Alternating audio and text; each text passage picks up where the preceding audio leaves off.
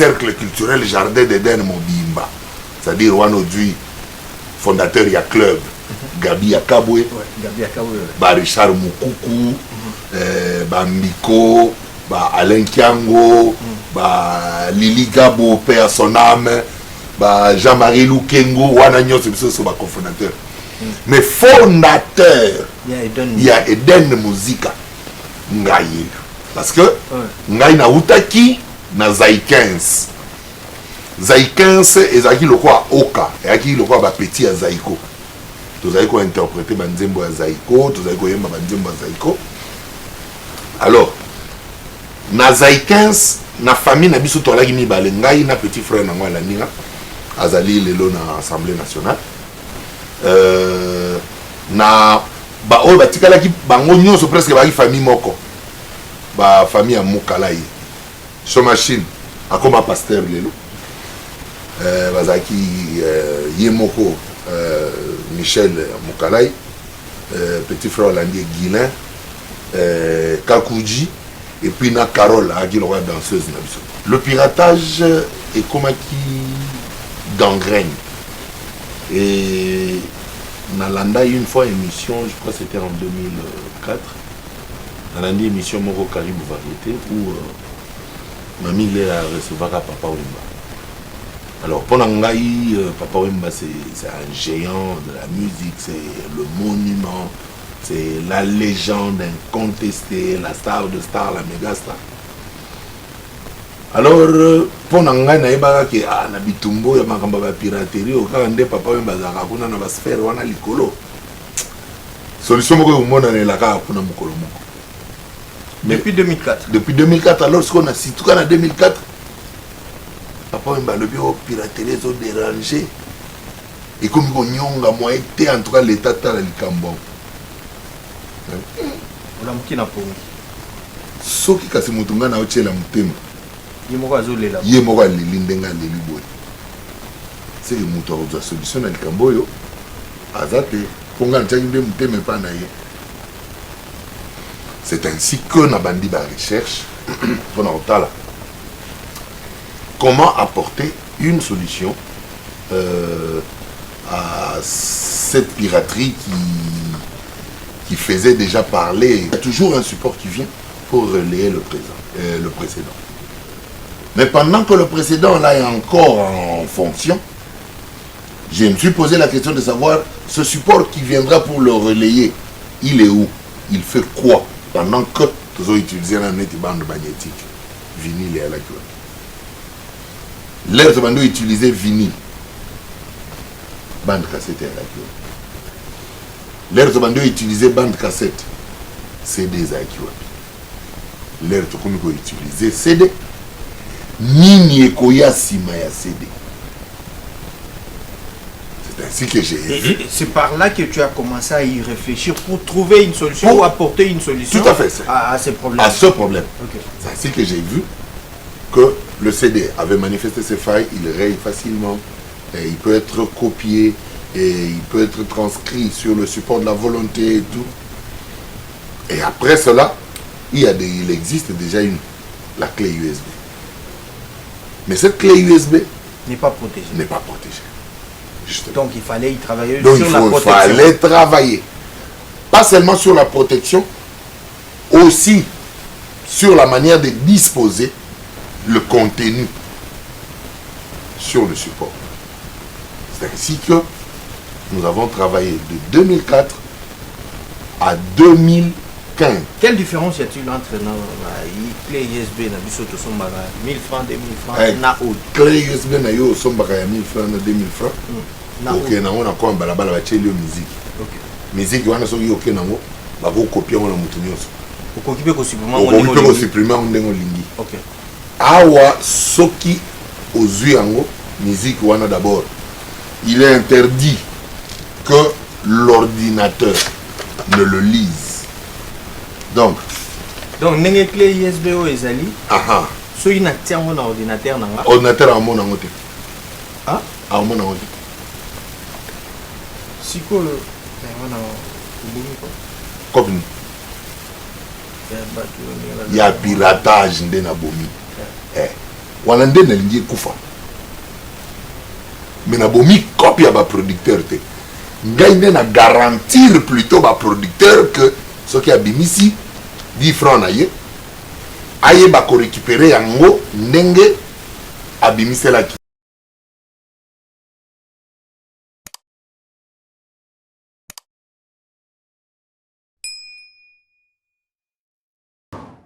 Nous sommes de retour sur ce plateau. Il s'agit bien de Charlie Kadima. Bonjour Charlie Kadima. Bonjour Kagrave Somandi. C'est un plaisir pour nous de t'avoir. C'est vrai qu'il y a eu beaucoup de temps, il y a eu aussi des reports pour tous joyaux, vu aux préoccupations. Mais aujourd'hui quand même vous avez fini par répondre à cette invitation. Nous vous disons merci. Ça va? Bien, merci. Le sentiment est partagé. Okay. Aujourd'hui, on a plusieurs fois parlé avec toi, mais c'était à la radio. Oui, justement. Aujourd'hui, je te retrouve à la télé. Le plaisir est vraiment. Ouais, depuis plusieurs années d'ailleurs, merci. Vous êtes un producteur, vous êtes un homme de médias, vous êtes donc un homme de culture. Alors, en très peu de mots, si peut-être il y a des gens qui peuvent connaître certainement Charlie Kadima. Il est qui? De vous-même. Si il vous est demandé de vous définir. Oui. Qu'est-ce que vous allez dire? En un mot, j'aime bien qu'on m'appelle artiste. Tout simplement. Ouais. Parce que dans l'univers artistique, j'ai plusieurs casquettes. Justement, ouais. Je suis présentateur télé, comme toi. Okay. Je suis animateur culturel. Je suis réalisateur. Je suis producteur. Je suis éditeur. Je suis cinéaste. J'ai plusieurs casquettes et comme ça, lorsqu'on veut me faire porter toutes les casquettes à la fois, ça devient un peu beaucoup plus encombrant. Et voilà. C'est pourquoi j'ai toujours voulu la plus grosse casquette qui est artiste. Voilà pourquoi je l'avais dit, je le peux bien préciser. Vous êtes un homme orchestre, donc l'homme a plusieurs casquettes. Et d'ailleurs, la chanson qui nous a introduite dans cette émission, c'est l'extrait de l'album Je suis des Manda chante. Ouais. Donc je suis producteur. Donc vous êtes producteur et éditeur. Voilà. Voilà pourquoi nous avions voulu vous recevoir dans cette émission, enfin qu'on en parle. Consolation en tout cas dédiée à toutes les personnes qui sont suivies de l'autre côté de Brazzaville. Où je fais un big up à Christian Ngani, l'homme à battre, qui est en train de suivre. L'homme à battre. Ouais, l'homme à battre, Christian Ngani. Voilà. Merci. Donc, aux producteurs, depuis plusieurs années, expérience Oyo d'abord, il y a Clé ISB. Les allois risquent à 4 balles. Comment vous avez pu affronter, d'où était venue cette idée de pouvoir faire ça? Okay. Surtout, nous savons très bien que le piratage les a trop, les a hyper reconnus. Autrement, je peux dire, et les caca, la victoire, on a battu tout, et bien, il y a moi c'est justement. D'où était venue cette idée? Donc, l'idée m'est venue par le développement en fait, dans le suivi de l'évolution de la musique et des supports qui l'ont diffusé. Le piratage est comme qui gangrène. Et Nalanda une fois émission, je crois que c'était en 2004, Nalanda émission Moro Caribou Variété où Mamie il a recevoir à Papa Wemba. Alors pour Nangaï, Papa Wemba c'est un géant de la musique, c'est le monument, c'est la légende incontestée, la star de star, la méga star. Alors, pour nanga na yeba ke na bitumbo ya makamba ba piraterie okaka nde papa wemba zaka kuna na basphère wana likolo. Solution moko omona na laka kuna mokolo moko. Depuis 2004. Depuis 2004 alors ce qu'on a situé en 2004 papa wemba le bio piraterie zo déranger et comme ko nyonga moi été en tout cas l'état ta la likambo. On a mkina pour soki kasi mutunga na ochela mutema. Ye moko azolela. Ye moko aleli ndenga aleli boye. C'est le moteur de la solution na likambo yo. Azate ponga ntaki nde mutema pa na ye. C'est ainsi que na bandi ba recherche pour Otala. Comment apporter une solution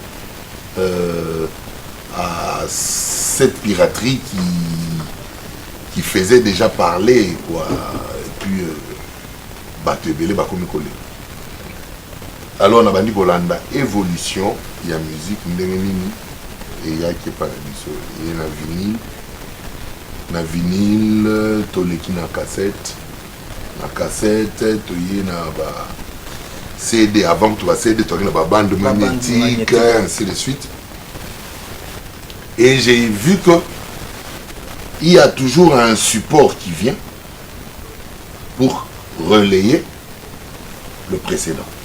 Il y a toujours un support qui vient pour relayer le précédent.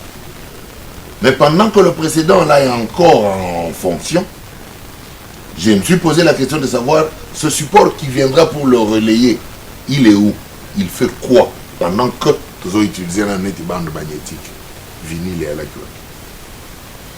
L'air de utiliser vinyle, bande cassette et à la cure. L'air de utiliser bande cassette, CD et à la cure.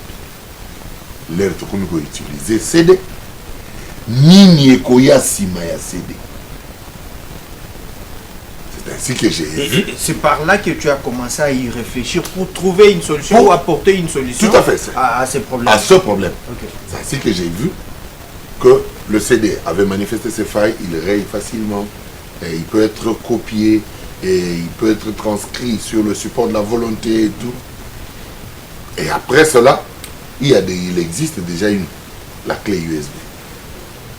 Mais cette clé USB n'est pas protégée. Justement. Donc il fallait y travailler donc, sur la protection. Il fallait travailler. Pas seulement sur la protection, aussi sur la manière de disposer le contenu sur le support.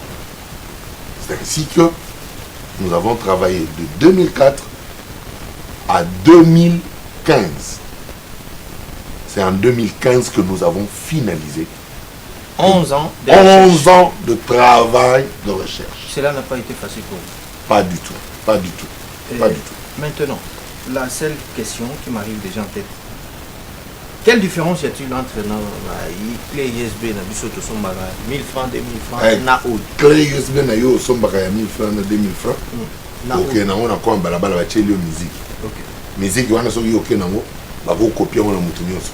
Okokipe ko supprimer on ndengo lingi. OK. Awa soki ozui yango musique wana d'abord. Il est interdit que l'ordinateur ne le lise. Donc nenge clé USB o ezali. Aha. So ina tiango na ordinateur nanga. Ordinateur a mon nangote. Ah? A mon nangote. Siko le wana ubuni ko. Kopni. Il y a piratage ndena bomi. Wana ndena lingi kufa. Mais na bomi copie à ba producteur te. Ngai ndena garantir plutôt ba producteur que ce qui a bimisi 10 francs na ye. Aye ba ko récupérer yango ndenge abimiselaki. Est-ce que tous les artistes de ces pays sont informés na... En tout cas, pour la plupart de tous les plus grands artistes, yo yebi bada informés. Mais pourquoi depuis 2015? Parce que nous avions vu, vous avez travaillé avec Manda Chante. Manda Chante et Jean Goubal, qui expérience en ça marchait. Super. Jusqu'à aujourd'hui, depuis 2015, le temps est 2000 combien? 2022. Ça fait 7 ans. 7 ans déjà. Mais jamais piraté. Mais tous les albums qui sont sortis après, ici, dans le format CD, tous ont déjà été piratés. Mais là, c'est déjà une... Est-ce que vous avez protégé au moins cette... C'est breveté. C'est breveté. L'OBPI, l'Office Benelux de propriété intellectuelle, le reconnaît à Charlie Kadima. Okay. Et le ministère de l'Industrie ici, en République démocratique du Congo, le reconnaît que c'est l'invention de Charlie Kadima. En 2000, je crois, 17 ou 18, non, 16 ou 17, l'OMPI, l'Organisation mondiale de propriété intellectuelle, a tenu sa conférence en Afrique, à Nairobi, au Kenya. La République démocratique du Congo a été représentée par cette clé USB musicale qui a été adopté par l'OMPI comme le moyen le plus efficace pour la lutte contre le piratage. Voilà. Maintenant, Toza Kakao. Quelles sont les conditions pour l'artiste Baya Tamso artiste pour aller à lobby à travailler pour produire la clé USB? Juste kasi ngai kaka tende na koyo ko produire na clé USB nga nazali déjà inventeur. Ouais. Awa nazolo banokutu majabu gospel sur majabu gospel. Ouais. Namoni ba bimisi déjà USB musical mais na éviter ce que bazu droit wapi. Oh. Ah, ba bimisi ba artiste. Ba contacter yo quand même. Non. À ma grande surprise, ba contacter ngai te. Mais la procédure est tellement simple à suivre pour pouvoir arranger et harmoniser les choses. Je crois qu'ils doivent aller voir la Sokoda au lieu que tu continues tout l'andela, tu comme la poursuite, tu vas landana et zanatina te. Na repris sur l'élément au monde qui a lancé 3 albums Kalaming te à Majab. Ouais, te kiango na nini. A sali à mon format Oyo et Zali breveté. Là, peut-être, Bazaki une information, mais j'ose croire que... Non, Bazaki une information parce que na solo là, na Mike Kalambaï, personnellement. Ok. Tozaki na yena homme de vieille. Bon, ce qui a zalakate, à l'ongwende l'air makambo et comme lié. Mais l'air auto solo là, Nezagi, avant bango babanda makambo ango ya majabu wana. To solo là, Kanaye, sur le concept, il y a vote par SMS. Ok. Où il est quand na best of the best, où il sala Miss Vodacom, ngai pe comme na concepteur na.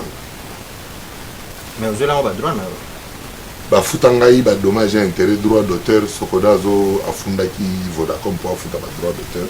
Jusqu'à présent. Tozali nano na cour d'appel ya Kinshasa Gombe et pai tozali kosamba sikoyo poto kende na fond de manière à ce que ba départager Sokoda na Vodacom en paiement de droits d'auteur pour la Miss Vodacom où il paye Zali conception il y a Charlie Kadimao avant d'y en face. Voilà, l'homme a plusieurs casquettes, je l'avais dit. Ndenge mission les gars, je vais demander à toutes les personnes où Yobamuni Bogo en a produit la bino ya olinga bolobela totolobela ngo e bana bozana posa ba makambu ebele vous pouviez nous contacter parce que nous sommes là pour ça et nous sommes en train de promouvoir intelligence, sagesse, créativité ya congolais d'abord. Donc et si kanyo so sali au si kanyo so zala au salamo eloko na yo to sali eloko na yo ozolinga batu baye bayango appelez-nous tokoya tobino bokoya tokomeka osola pona ko porter un plaisir. Charlie Kadima, maintenant, vous étiez... Donc, est-ce qu'on peut vous appeler artiste musicien? Vous n'aviez jamais été un artiste musicien? Parce qu'il y a plusieurs questions sur ça. Ouais. J'ai été musicien dans ma jeunesse. Okay. Je suis le fondateur d'Eden Music. Vous êtes le fondateur. Confondateur ou fondateur? Fondateur. Fondateur. Ce que le cofondateur, c'est que l'Ingo Tiabiso, Cercle culturel Jardin d'Eden Mobimba. C'est-à-dire, Wanodui, fondateur, il y a club. Gabi Akabwe, Richard Moukoukou, Miko, Alain Kiango, Lili Gabo, Père son âme, Jean-Marie Lukengo, Wanagno, c'est ce cofondateur. Mais fondateur, il y a Eden Musica. Ngaye. Parce que, Ngaye na Utaki, na Zai 15. Zai 15 et Zaki le quoi Oka. Et Aki le quoi petit à Zaiko. Tous avez quoi interpréter Banzembo à Zaiko, tous avez quoi yemba Banzembo à Zaiko. Alors, na Zai 15, na famille na biso tolaki mi balengai na petit frère na ngwa la ninga. Azali lelo na Assemblée nationale. Na ba o batikala ki bango nyonso presque ba famille moko. Ba famille à Mukalai. Chomachine akoma pasteur lelo bazaki Yemoko Michel Mukalai petit frère hollandais Guilin Kakouji et puis na Carole aki le roi danseuse na biso. Alors et ça les siko que tozalaka nengo wana to évoluaka bango va déménager. Ce qu'on va déménager, bah que famille mobile. Donc bah mimi carrément au sature nyon sur Zai 15. Et qui to tikalika kangai na leki nanga. Ce qu'on leki nanga pe à la fois le colon na musique, le colon na bal. Alors hier à Monique balé ko kende à la ninzela balé à betal ba chimo service évoluer na nzela balé. Mais ngai passion ya musique ezalika ko bendanga. Deka ko bendanga, ezalika ko bendanga. Lokola nazalaki membre na cercle culturel Jardin d'Eden. Yabana lingwala fondateur ya cercle culturel Jardin d'Eden. Gabi Akabo Mbo. Mon ami et frère. Gabi Akabo fondateur ya club. Sikoyo ngai na ye lokola to salaki année moko. To tchaka bambongo po chaque année na fin de l'année to ça la fête. Soki comme la fin de l'année tout ça la fête ma père baboyi tobi. Na ba réveillon, ba accident, ba nini, ba bien ça makasi ba père ba retenir biso. Moi tout ça la fête, exact. Deuxième année les sous to ti ba bloquer les sous moi tout ça va faire des années. Mais là il comme belé na caisse. Et là ça là, exact. Ndena yo yi parce qu'on a kati ya groupe, na kati ya club to na deux masters Alain Kiango azana Allemagne, Mbiko le Chris azao. Monde bagi ba mister nga to tambla na bango mingi le to tambla na bango nga na yemba banzembo na chose ya Zai 15 na banzembo za iko bani ti bango pe to za na bango so lokwa bagi ba balinga makambo forme banini to komi go yemba na bango le to komo yemba na bi ah bon bazo yemba mais ils ont moi ba correction pour apporter tout il y a pas de problème mais est-ce que tu créer orchestre T ngai nazo sona sko na banista wana mibale mais est-ce que tu créer orchestre T club wana tozo va to sala bani to sala orchestre moko to bana oyemba comme ça to bana sala bo ba bina ah et a idée mais il faut tous de la réunion dimanche pour te proposer à moi tous les dimanche te soumettre yango na réunion à club na temps ya d'hiver baninga nyonso ya club ba yambaki yango na makana ezaki makanisa malamu babi bon to ko procéder ndenge ni na bino nga déjà na yembaka Alain pazo yemba Mbiko pazo yemba bani non mais vous avez no côté boluka ba guitariste boluka ba nini titi nga na otanga leur wana na institut de beaux-arts l'académie de beaux-arts na alaki na mista na nga moko Dedem Mampokolo ba misto ba yebi na basangusu na lingwala et pas ba vieux mandiango d'ailleurs azaki na mikili mais azana Kinshasa azakota munga funa mikolo na ina mista na nga Dedem Mampokolo Dedem déjà soki tozar na nchiki toyembaka na Dedem na ba air libre na ba récréation to benda na toyembaka na Dedem Mampokolo wana koyemba bozaki koyemba pas na rêve te que l'un des jours makambo pena kotia pena liba te wana tozo yemba na biso to ba interprétation kaka bani mais lorsque bana maya cercle culturel Jardin d'Eden bandimi que to ko sala mouvement on a proposé na boulé d'Eden na bi ah D'Eden par na lingwala mais il y a un basankus. Or, club wana na zolo bano Jardin d'Eden, ezalaki bana singamo pepe. Na lingwa la bao ba yeli singamo pepe, ezali banda rai ti na golf. Na entente. Voilà. Rai il ngoloba Chouapa, Momu Chouapa, Itaga, Lac Mwero, Louvois, Kato, Entente, Beaux-Arts, Monde des Arts, Boyata, Monde des Arts. Nde quartier Singamo pe. Siko Dedem Mampokolo azaka na ngambu ya rai ba sankusu. Ya komi déjà mbalamo na quartier Pakaju. Et komi moi ni. Mais lokola biso koto to alaika à 3. To yemba 3 te. Fallait ka ya. Siko yo ba guitariste oyo ba kokai ko accompagner biso. Viens ngo komone kimanga.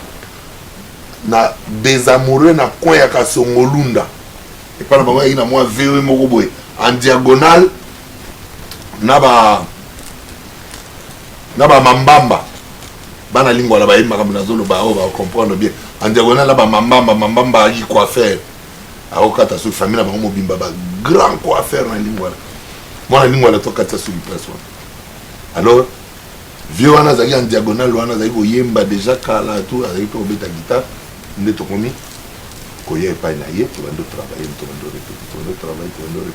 répéter jour mususu sikoyo ba membre nyonso ya club balobi il faut toya otala répétition na bino wana ekomi niveau nini jour ba yesko ba yokuta toza susu 4 chanteurs te poto ali 3 to koma ina deden 4 to komi ngai Mbiko Alain Kiango Dede Mampokolo na Bachelier Bacha azaki na Kasongolunda le cousin ou le frère ya ba Alain Kunku azaki beta musique ya Soukous voilà Bacha azaki po yemba bien alors le ba yeba do amoni ndenge ni tozo travail to répéter ok ba valiser tozongi na réunion elandaki dimanche sikoyo tobeti lisolo tolobi il faut tobakisa bato ye bato tokobakisa il faut bato baza un peu plus aguerri parce que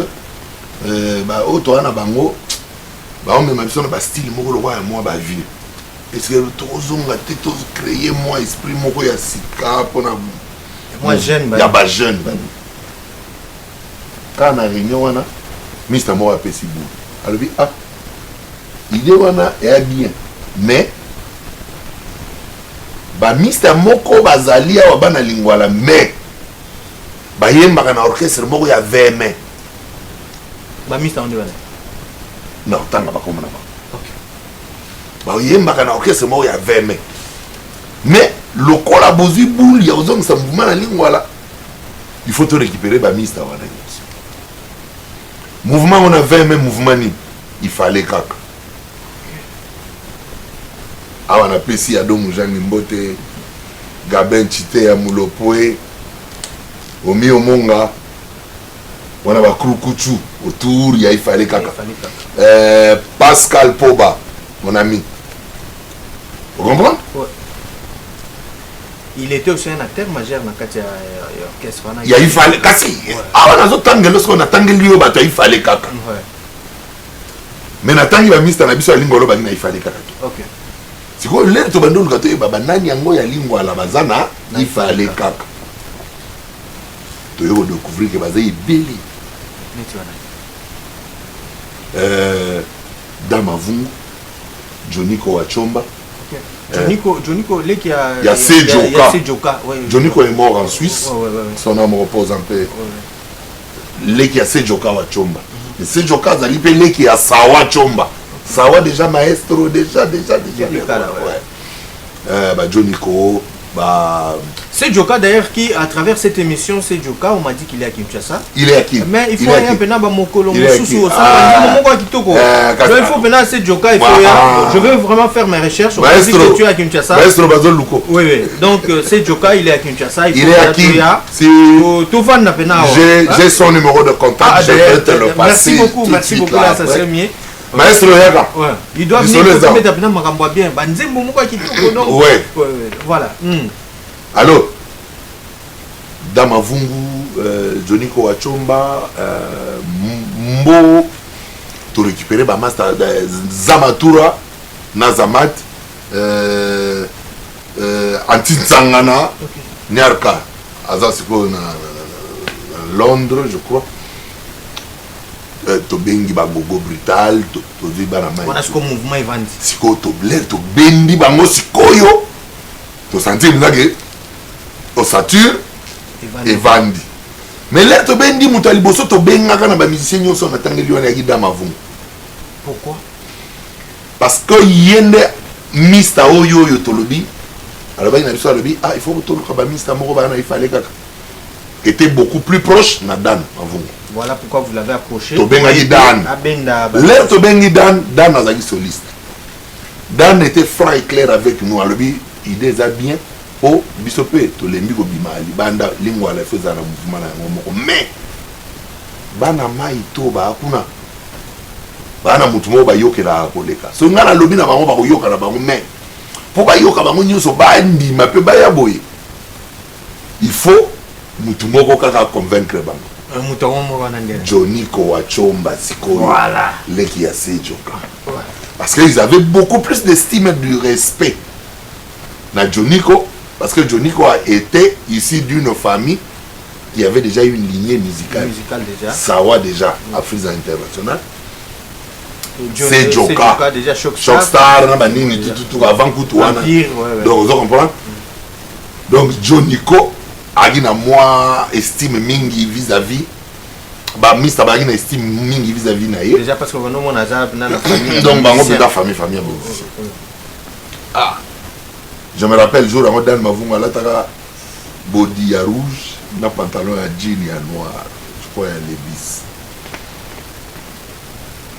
bibo siko yo mista bana Joniko na tomo na airport tomo na eto sa ndenge ni lisolo ya liboso tosololaka tovandaka na comète tovanda likolo ya bibende ya bare ya comète alobi na biso alobi lere boke ezongisanga tolekela nzela na bango totala soki azali lere tobandi kokende ozongisa Dame Mavungu tozwi kato tobimi ti moshi kote ya ekole ya monde des arts tokomi na niveau ya ekole ya monde des arts sikoyo alakisi nga lupango na bango na mosika abi lupango na bango yango wana sikoyo natali lupango yango lupango ya mama malongi na biso donc oyebaki no pete nayebaki te me nayebi ke wana lupango ya mama malongi na biso mama Fatuma pesona mo opposa mpe nabi me kasi mama malongi na biso azaka wana mama wana azaka yo saka malongi pa mama Fatuma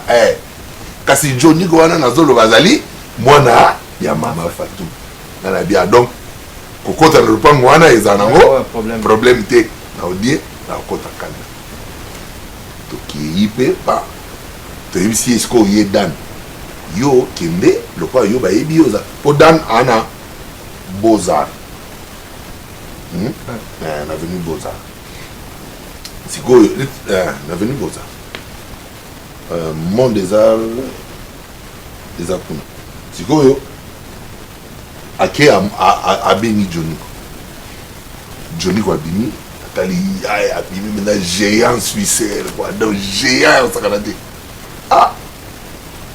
abimi wana nde nini sikoyo atuni Joniko abi batango yo yeto atuni Dan batango bango bo bato osala bango mouvement kaka ba oyo ya abi non bango bana boule bana pe na ba moyen sikoyo ebi club moko ya kuna Jardin d'Eden cercle culturel Jardin d'Eden bango nde baza na boule ya kosala mpo bango nde basoutenir mouvement bon problème eza te mais avant tosolola na bamaster tout il faut toboule tobanda osala répétition wapi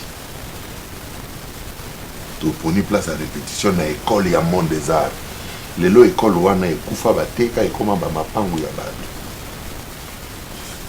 na école ya monde des arts nde pai toyai koadopte tobanda osala répétition oui baklasse eza wana tokobanda ok d'accord bon tosala nde bato wana nyonso tokokutana na bango jour nini osali programme mais avant sikoyo tokutana na bato wana biso fale nanu dimanche na réunion ya club tovalide tosolola toprévoir mwa mbongo moko toze mwa nini mpona koyamba bana mai wana et là maintenant au satire et Vandaki nous sommes en train de poursuivre très bien cette émission petit à petit d'ailleurs vers la fin alors la question qui nous préoccupe na kati ya Eden Music quand est-ce que Dieudonné Yangumba peut-être Dieudonné Yangumba ye kutu ngala sina tiki koyemba wana tikala ngai siko na tikali neti manager neti ka fondateur mais manager na structure managériale. Il était un bon chanteur. Parce que on était maintenant obligé de récupérer tous les chanteurs de la commune de Lingwala pour baya Kota pour na recol sa ossature.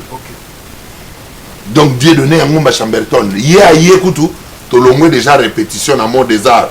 To ko biko répéter na lac Moero et pas ya ba Jean Bokumu que son homme repose en paix Jean Père Koufa nan de konaye Gêné na ba Goudé que leur âme repose en paix l'air to komi et pas ya ba Jean Bokumu ne test ya liboso koya na liboso ya Dieu donné ya Ngumba Chamberton à celle test et Makamuto ici déjà to yeba qui est chanteur voilà to yeba qui est déjà tu comprends voilà to yeba qui est chanteur mais sikoyo venir avec nous c'était ses amis qui devaient le convaincre à nous rejoindre à rejoindre Kanabino. Vous avez sorti combien d'albums avec Eden Musica? Tout le monde ça a plaisir plaisir il m'a dit en cassette et après tu dois connaître la dislocation quand on est pas Kasinde et pas il y a comme un problème fondateur il y a orchestre commis Gabi Akabo kasi ne pas a changer ba mikanda cha sala ba statut ya orchestre ba bimisa ye fondateur binotu bobima ba siko biso kutu nanu balongoli biso kutu na kata statut wana tutikala ozate to samba le rwana ba bugumese ba benga ba commissaire des zones le rwana commissaire des zones ya lingwa la Kasongo Onyanjani ako azovanda na aketi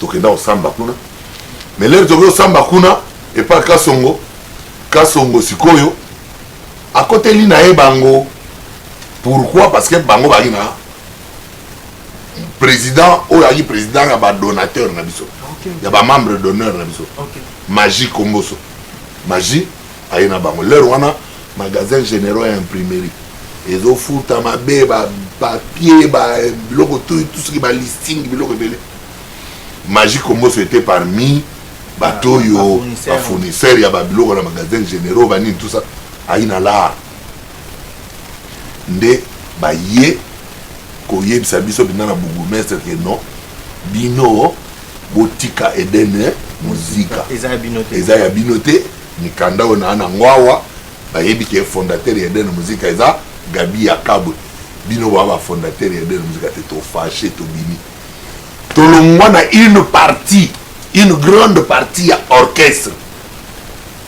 to keina na chant Lodi Mukaba Lodi avant d'intégrer Zaiko yo lero zobeta masolo ya Lodi na Zaiko eza simat ngala obeta lo masolo ya Lodi depuis kuna mais obi ke to zo susu c'est pas bon chanteur en boka na biso hein meilleur vraiment c'est de Mingongo plus oui de Mingongo Dilo mon ami d'enfance ah tokena Lodi Mukaba comme chanteur Zamat comme chanteur Gogo Brutal comme chanteur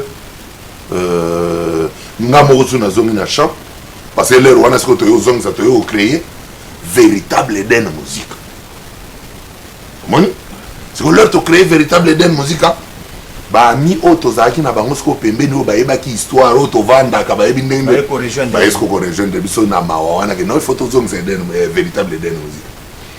Si ko bana mai o batikala ki na Eden Musica ba mona ki ngo na TG ba yo senga biso to beta concert moko ya concurrence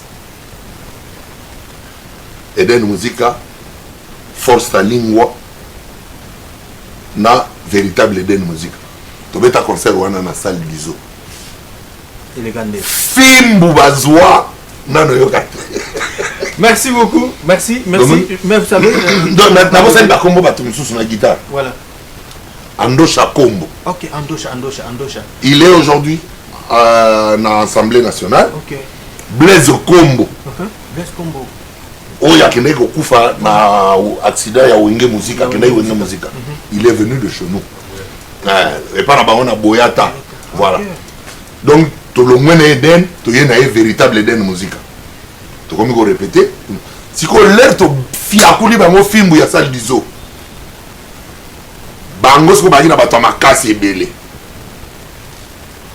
vie wana Magie Komboso siko afuti ba pomba ya balabala na bango babanda otape biso soka ba yoka to répéter ba ça désordre wana encore ya musique omoni siko biso ba père ba logique ba tanini ba bandi okaka go ba tubo ba yoka ba luki ba zobeta mwana yo siko bazo comprendre te vie ma wala vie mais oh makamni no ngana zoka ba ko no beta mwana ngo partout c'est quoi ça oh ba balobi yem tazo entêté baninga na epo biso vie na moi l'art ben de moi te l'art yem tazo entêté bango po yem tazo appuyer bani po l'air wana ba guitare almaz donc ce ka ki toke bandal na sombi ba guitare donc biso kutuna ba na ba guitariste réserve mutra mutaki na ba guitare déjà donc pour la après donc yo après toi ce ka yo o gazate mata mon sikoyo via fâché l'air apprendre ah nini oh comment obeta musique ah moi non comme un musicien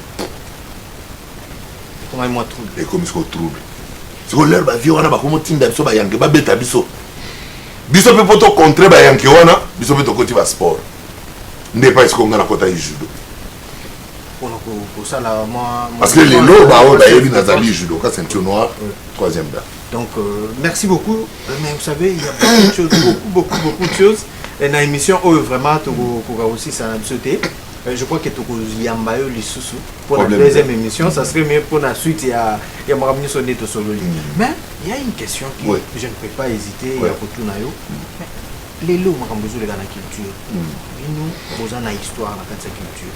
Pourquoi vous n'apportez pas aussi peut-être des pistes, des solutions auprès de l'autorité pour battre la paix, la culture, vous êtes là. Piste à solution, cas grave. Oui, vous ne faites rien. Si. Vous ne faites rien.